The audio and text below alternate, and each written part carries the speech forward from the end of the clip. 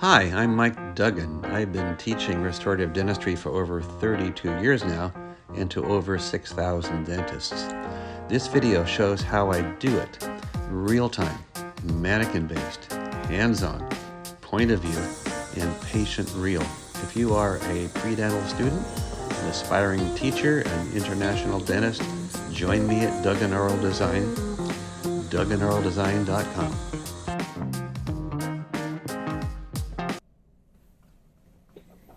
Okay, so where do you think you stand right now?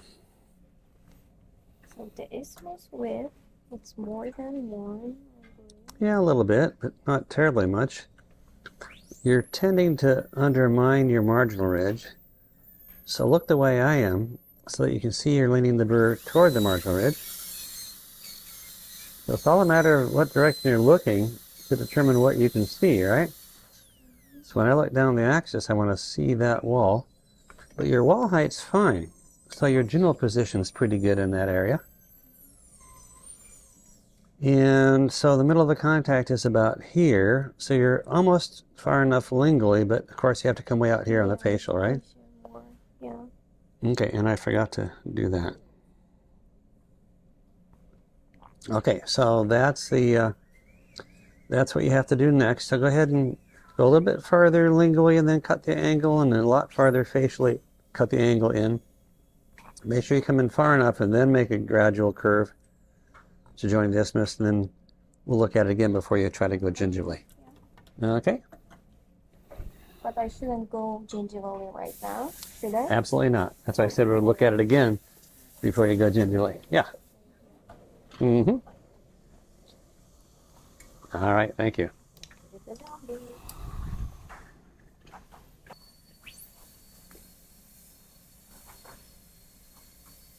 Okay, so you're pretty close to finding your margins. We could probably go a little farther facially. Lingually, you're a little farther than you need to be. Facially, we can go a little more. But then, make sure you cut straight in. Once you find your margin, you're going to cut straight in and adjust that angle until it's perpendicular to the surface. And keep adjusting the length until it's beyond where you want the axial to be later. Find the margin, find the angle, get the length, then make a gradual curve over here. And then you'll be ready to put the axial about right here. So lingually, you're letting your margin rise, or you're letting your pulpal floor rise a little bit here, aren't you? Want to keep the burr more vertical. Keep it vertical all the way through the lingual margin, wherever it is. Because when you lean the burr facially, the pulpal floor rises, and then this wall gets really short. When the wall is short, it's really easy to cut the wrong angle inward. So now we just carefully adjust. And then look in the mirror, so it's a little bit obtuse still. We take our time, find the margin, find the angle, get the length. Now we have a 90-degree angle. Now we can make a little curve here to join the isthmus. And now you're ready to go gingerly. So we'll put our corners about right here. Cut away from that side, put your corner about right here, cut away from this side. But use your 55 burr and use this corner and this corner, and then find your axial, then get rid of the excess, and see if you can get some gingival clearance. Okay? Coming along.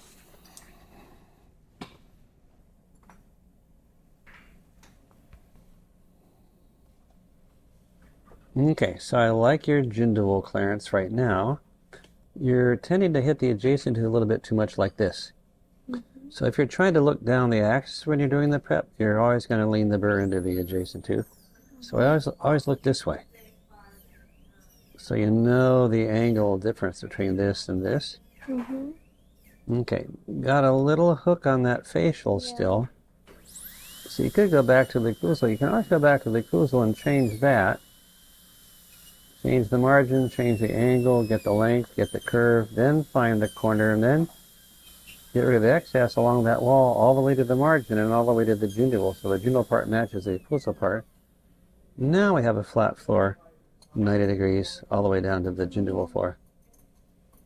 But So the clearance is not too much right now. It's okay. it's more than 0.5, but not enough to worry about. But again, when you have undermined enamel or any kind of an issue, don't hesitate to overextend a little bit if you need to fix it.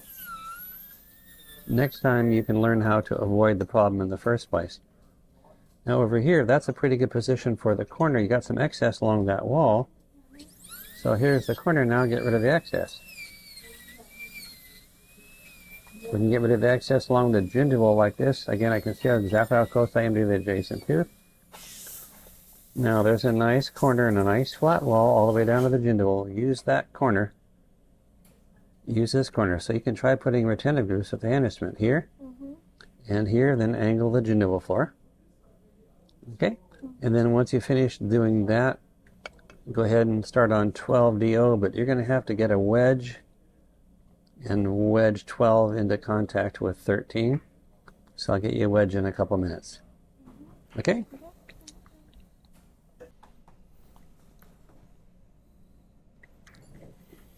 Okay, so number 12. Okay, you definitely overextended buccally. Now, you weren't supposed to put the wedge there. You're supposed to put the wedge so it pushes the teeth closer together. So the wedge should have been over here, so you get a contact before you start. Oh, you mean this way? Okay. Yeah, well, you got to get a contact. Yeah, that was my problem, That would be a problem. Yeah. Okay, so let's take a look. So you have a lot of excess at the gingival margin and the lingual margin. Okay, so those are things that we're going to look pretty carefully to remove. So see all that excess there? Yeah. So you haven't done steps 5, 6, and 7 yet. You're going gingivally. You made your holes. You went too deep axially, though. They're pretty deep. The corner of your box should have been about right here, and the box wall, or the axial wall should have gone this way. Over here, about like this. So you're pretty deep axially. Now also, your lingual exit angle looks a little bit acute. The facial exit angle looks kind of irregular and mostly obtuse. So we can go back to the occlusal. Now, in order to fix an acute exit angle, we have to extend the margin more, right? So now we have a 90-degree angle, more clearance than we need, but still, now we don't have any undermined enamel. Then come down the corner, about right here. That's where the axial should have been, and then get rid of the excess along the wall, all the way to the margin. So you match the gingival part to the occlusal part. Then you have a flat wall all the way down to the gingival. Over here, go back to the occlusal. Don't undercut so much. Keep the burr more vertical. When you're doing these preparations, make sure you're not leading the burr facially or lingually. So look this way first, and then look this way when you're doing it. Now, the face wall looks pretty good now. Corner should have been about right here. Then we get rid of the excess along the wall this way to match the gingival part to the occlusal part. And then the corner of the box should have been about right here. So again, the key is making nice flat walls and figuring out where the corners should be. It's the corners that are the key to the gingival extension. Okay? So now look this way, get rid of the excess along the gingival margin. Then you'll find out how much gingival clearance you have. Right now you have no idea until you get rid of the excess. Okay, dovetail, you lean the burr a little bit away from the axial wall. Make sure you're leaning it toward the axial wall, toward the marginal ridge. You're leaning the burr a little bit distally, so you're getting deeper on your pulpal floor toward the distal. So, again, go back here. Look this way. Get the sense of where the corners of the box should be, where the axial should be. Okay? And then see the difference between this and this. Big difference, isn't it? Then get rid of the excess gingerly, and then finish it up with hand instruments, and we'll see how it comes out. But it's coming along. Okay. to This one? the dovetail part. Oh, this here? Yeah. Yeah, what is my problem? I'm looking down the axis and I can't see the wall. It should be this way. Should I put Well, the... I can't see the wall. Mm-hmm. So if the burr is leaning toward the marginal ridge, if I'm looking along the marginal ridge, so I know I'm leaning the burr toward it, then when I look down the axis, I see the wall. Mm-hmm. That protects the marginal ridge. We did that over here, remember that? Okay. And don't forget to try to put some retentive grooves in. I guess you did a little bit over here. Yeah. When you're too deep axially, put the retentive groove where the axial wall should have been, maybe about right here. But yeah, and you can take the opportunity now to make the grooves really obvious. Mm-hmm. Okay? Yep. So if they're not quite obvious, then make them obvious. And keep working on it until they are. Should I use the hatchet for that? On the upper right, you use the hatchet. Yep, exactly.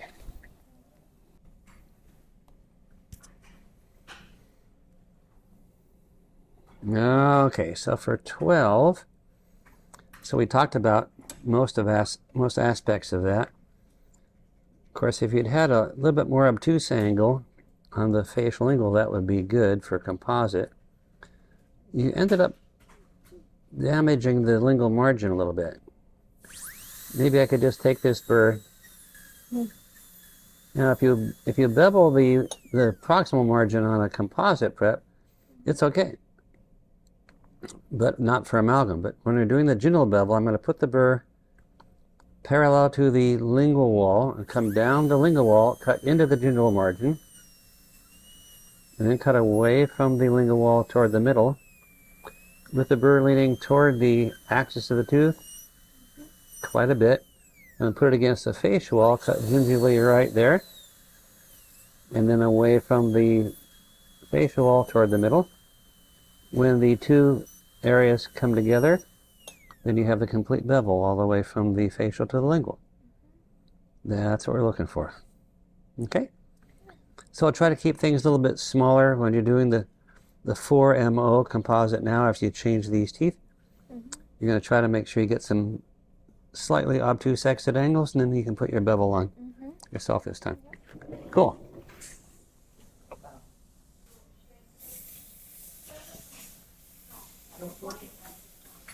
Okay. So 4MO. Yeah. All right. What do you think? So the height of the short wall, I think it's okay. Okay. What do you think is not okay? The axial Tell me what's wall not is okay. Not clear. Not clear? Yeah, and it's too wide. You mean the gingival forewidth is too wide? Yeah. So you're overextended axially. Yes. Yeah, that's the most important thing. So you should have been about right here, Yes. not way over there. So again, look this way so you can find where the corners should be. Corner there, corner here, come away from that wall, away from this wall. Again, when you're looking the way I am, you can see exactly where you're putting the axial wall at all times. Critically important. Okay, clearances facial-lingually. I think it's okay. I do too. Exit angles. For the lingual, it's okay, but for the buccal, Still got a little bit of curvature here. So use the hand instrument, make sure the wall is flat all the way to the margin. No curvature, no hook. Over here, yeah, this was a good angle, but you cut a little bit into the lingual wall here. Tooth is kind of loose. yes. Okay, make the facial lingual walls flat right down to the gingival floor. It'll be much easier for you to make a gingival bevel if you have a flat wall to start from. Better over here, make sure the bevel starts really clearly right at the facial wall, right at the gingival part there, right at the gingival part of the facial wall. Okay, so your wall height here, maybe even a little bit too much, but we can live with that. You've got the burr leaning toward the marginal ridge, so that's pretty good. Biggest problem really is the axial depth. Yes. With that axial wall position, you're most likely hitting the pulp horn. Okay, other than that, pretty decent. We could neaten it up a little bit, but again, pretty decent. All right, cool. Thank you. Okay, but where is your evaluation? And why do you have a wedge between 13 and 14? Because of the contacts, I felt like it's open contacts.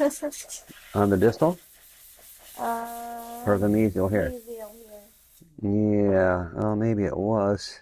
Yeah. But of course, when you do the DO now, we have to get rid of that wedge. But Yeah. you know, even with that wedge in, you don't really have a good contact over here.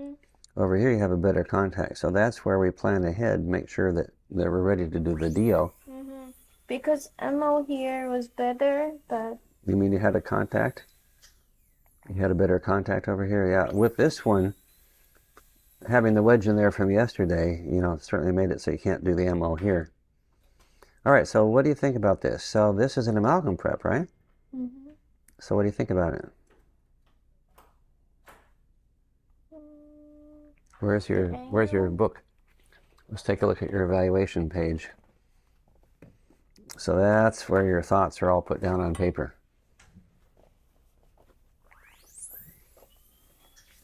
So each one of those different criteria you're going to evaluate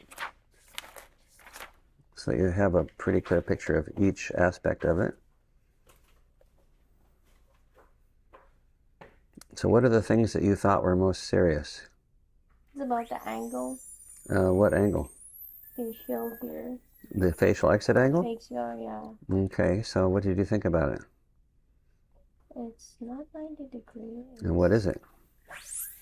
Obtuse? Yes, so here's 90. So pretty obtuse for amalgam. That's why you couldn't find a nice corner, so you didn't really get a nice position for the axial. What about the lingual? Obtuse as well? It's obtuse as well, but even more, you're leaning the burr lingually. It's divergent. So there's the vertical angle and there's the exit angle, and they're totally separate from each other. They're independent.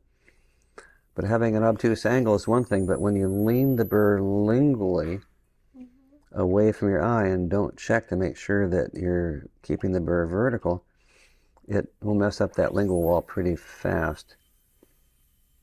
Okay, your gingival clearance is minimal, but some of it's because you have damage on the adjacent tooth. But I suspect you needed to go deeper gingially. But how to go gingially without nice, well-defined corners is tricky. The more you define nice, long, straight walls at the appropriate exit angles, the easier it is to find the corners, and then the easier it is to go gingially. And of course, make sure that you always have the burr vertical when you're going gingially. Make it a lot easier. Okay, so the wall height here is pretty good. You're going a little bit lingually with your dovetail. Only go facially. The position's not too far off. I probably wouldn't have gone quite that close to the oblique ridge, but you're close. But again, we have to learn, if you get closer to 90, it'll be easier not to hit the adjacent tooth in this area. That would have been good too, right?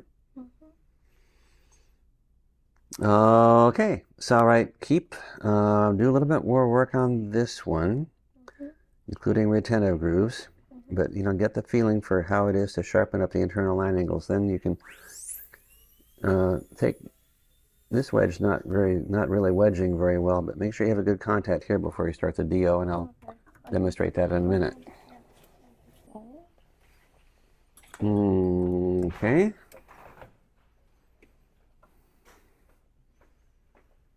All right. So you did something rather imaginative there, didn't you? So why did you do that? What do you mean? That's what I was wondering, if you knew what I meant. So we had a pretty good discussion about the coalesced central groove crossing the oblique ridge, right? So you went right through the oblique ridge, right? So why did you choose to do that? So remember that MO typically is going to be just stopping right here, 1/3 of the distance beyond the pit toward the top of the oblique ridge. So we put a dovetail about right here. Yeah, my bad. Yeah. I saw the key. Yeah. Well, there's lots of decay on these teeth, obviously. So anyway, what I want you to see is the is the natural tooth that we're sort of pretending that we have while we're doing this prep. And so, yeah, we definitely would not extend. Yeah. Now, the inclusion of the distal pit, you did a good job. The distal angle groove maybe even needed to extend a little bit more to make sure you have a 1.5 mm wall height there. But again, wherever you are, make sure it's a 1.5 mm wall height. But we would have normally stopped about right here. All right, so your clearance facially is minimal, lingually a little bit much. You don't have a flat wall here, and it's certainly nothing that's quite 90 degrees, is it? So let's make sure the burr is vertical, and then look this way and go back to your lingual margin and cut straight in from the margin. At the occlusal level, you're always going to cut straight in from wherever the margin is with the burr vertical, and cut in far enough so you know you've gone beyond where you want the corner of the box. Okay, and make sure you have a 90-degree angle. So we're still very obtuse on the lingual side.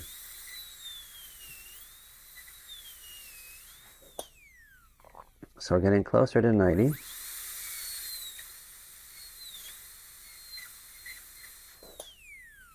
So we want to make sure we get an exact 90-degree angle from the margin inward, very flat wall, very close to 90 degrees with the burr vertical.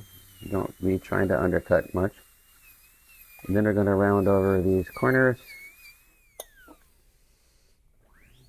And now we have a better idea where we're going to put the corners of the box and the shape of the axial wall. When you do the axial wall, you're going to probably put the corner about right here. So the basic shape of the axial wall has a little bit more definite curvature to it. Then you can get rid of the excess along the facial wall all the way down to the bottom. You can clean up this area a little bit more. You probably would have made the corner of the box about right here, but when you have a very obtuse angle and not a flat wall, it's hard to find where the corner is, and then it's hard to go gingerly the way you want, with the control you want. Okay, almost. So to kill the typodent, so we cannot go further down. So By down you mean gingerly? yeah, gingerly, I know. Well, you can, So right? But why don't you want to? for example, I want to just make the box clear, but if I go deeper, I'll go gingerly. So I'll make the clearance. Yeah, again, if you have more than 0.5 mm clearance, you've gone too far. So your clearance is 1 mm. Yeah. So on the Kilgore, you have to be very careful to go gingerly just a little bit. So you find the corners, make a little hole, and then cut away from that wall, make a little hole over here, and cut away from this wall.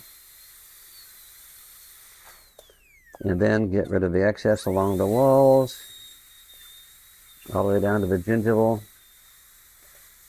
But just make a little hole, and then when you do the steps 5, 6, and 7, getting rid of the excess, you'll see how much clearance you have. And on the Kilgore, if you just go a little bit, you'll probably end up with about 0.5 mm clearance. You'll be fine.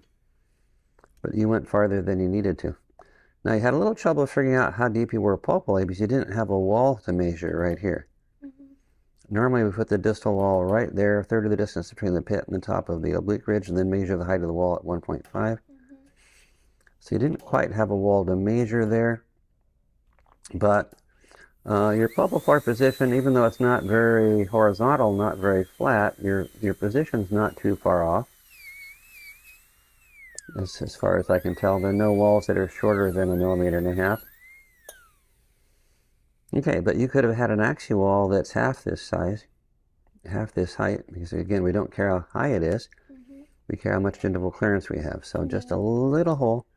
That requires a really sharp burr.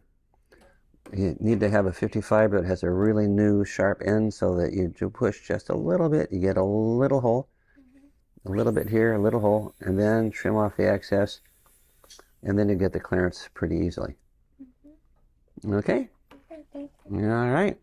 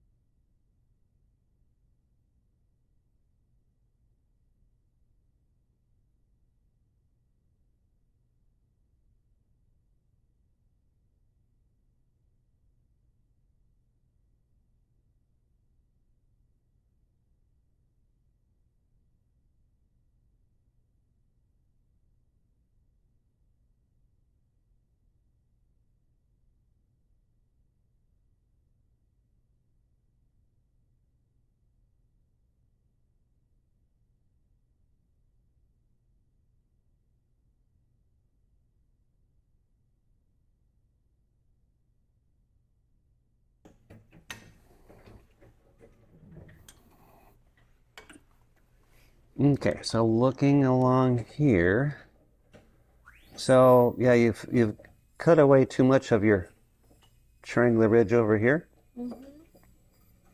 So try to protect that a little bit more. You're getting pretty good clearances, and your exit angle here is pretty good, but keep it going. Keep the same exit angle, 90 degrees, coming in farther. Then make the curve. Then it's easier to find the corner. And now over here, I would come in a little farther. I like your exit angle. Come in a little bit farther, then make the curve. Then you can find the corner of the box about right here. That'll give you a better shape for your axial wall. Gingival clearance is pretty good.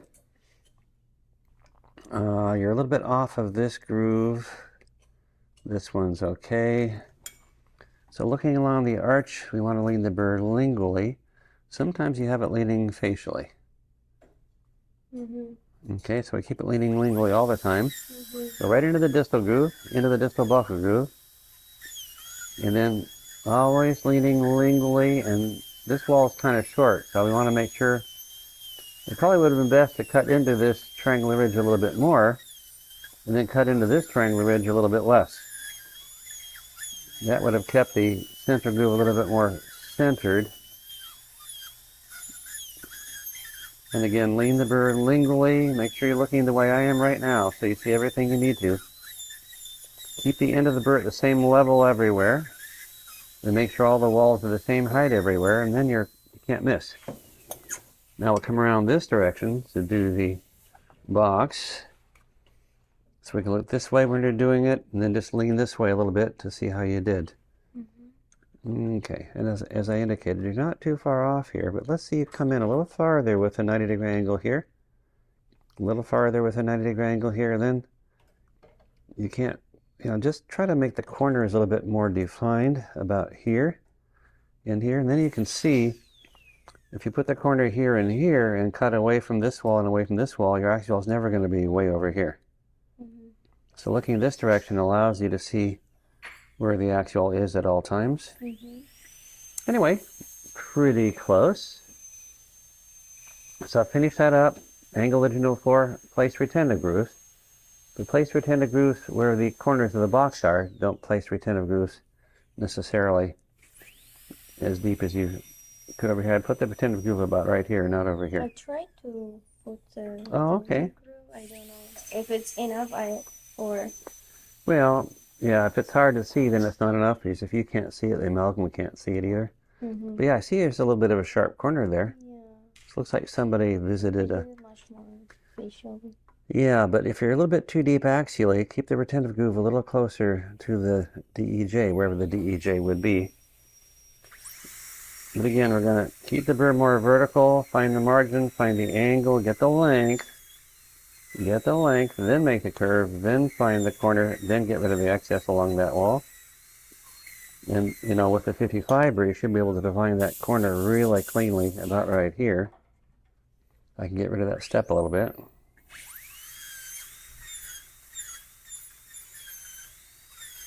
Looking this way, you see exactly where you are axially. And that's what we're trying to accomplish. Make sure you control where that axial is and let it, instead of letting it get too deep. I would have put it about right here.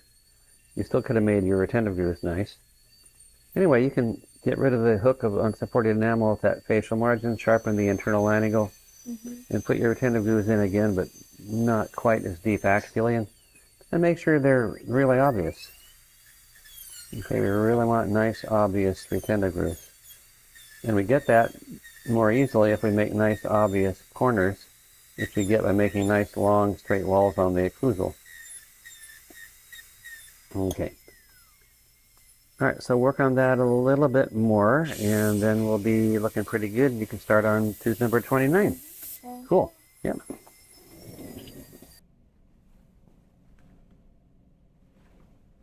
Okay, so just a review of where you've been. So this looks familiar.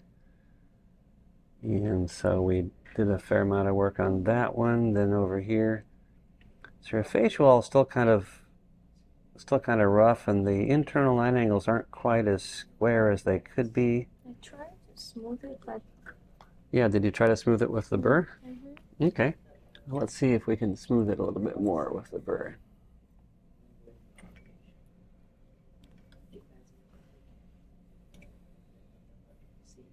Okay, so the facial wall and the gingival part of that wall, oops, the burr's got in the wrong position. That's the 245. So your facial wall toward the gingival is a little bit acute. So it's not really very flat all the way down to the gingival floor. So we could come back and refine the margin and the angle at the top, and then the corner, and then match the gingival part to the occlusal part, all the way down to the gingival floor. Now, let's still got to get a better angle. We're tending to get a little bit of an obtuse or an acute angle at the bottom.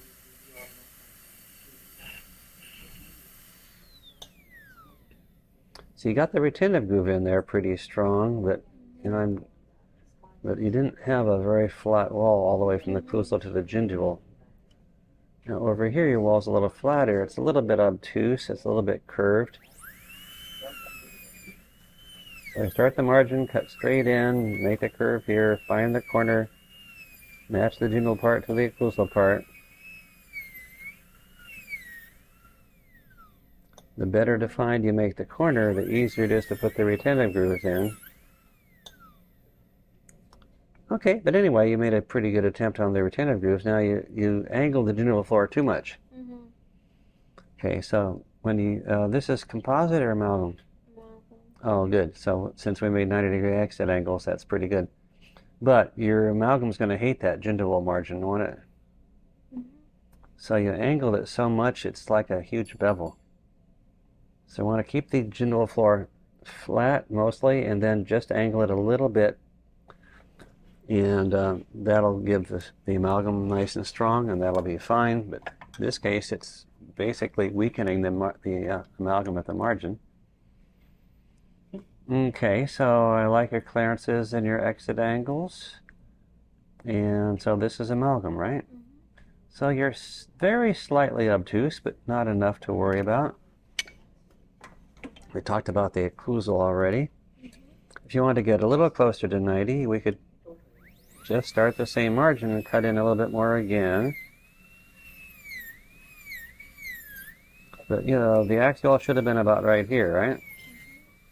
So note the direction I'm looking, so we can see exactly where the axial is going to be, because I can see where the burr is. Even without seeing the whole burr, I know where it is, right? So you can practice looking the way I am and just spend an hour in a box and just make sure you can spend all that time there and control the axial and control the position relative to the adjacent tooth the whole time. That's always a good practice. Okay, so this guy, clearance is too much, obviously. Your exit angles, well, your walls aren't particularly flat. The exit angle here is pretty close to 90. So you might have to move out a little bit at the level of the pulpal floor and then recut a little bit farther in, straight, and then make the curve, then find a really nice corner about right here, and then make sure that you match the gingival part to the occlusal part by trimming off any excess at the gingival part. Now that wall's a little flatter and a little cleaner, but again, the axial should have been about here going this way. So whenever we make an axial wall, we cut down a wall and then cut away from that wall. Come down the facial wall here and then cut away from that wall. That's how we control the curvature of the axial, just finding the corner and cut away from the wall facially or lingually. And then your axial is going to automatically curve in the right way. Then your gingival floor width won't be so much, and you won't be so much into the axial. A little closer to the marginal ridge, we can make a little more definite dovetail going out facially, separate from the extension into the groove here. You're close there. Got a little bit overextended into this area here. Mostly it's overextended axially, so you really want to be careful about that. So, and again, if you try to look vertically downward when you're doing this prep, you're always going to be overextended axially. So we never look that way. We always look parallel to the contact, downward at a 45-degree angle when we're doing the box. Then we're always totally in control of where we are axially and everything else. Okay, so that's, For preparing the box, I need to go vertically, right? well, Because you you always have the mentioned, burr vertical. yeah, because you mentioned for the mandibular teeth, and we need to go to the little lingually For the for occlusal. the occlusal, yeah. Right, because there's a pulp horn underneath here. There's no pulp horns underneath the box. So vertical in the box. Yeah, but look this way so you know how close you are to the adjacent tooth and you know how deep you are axially. You can totally control your axial as long as you can see where it is. Okay? All right, so mostly pretty good. Again, you can practice making that gingival bevel. Make sure it starts at the facial lingual walls, goes gingival, and then toward the middle. Cool.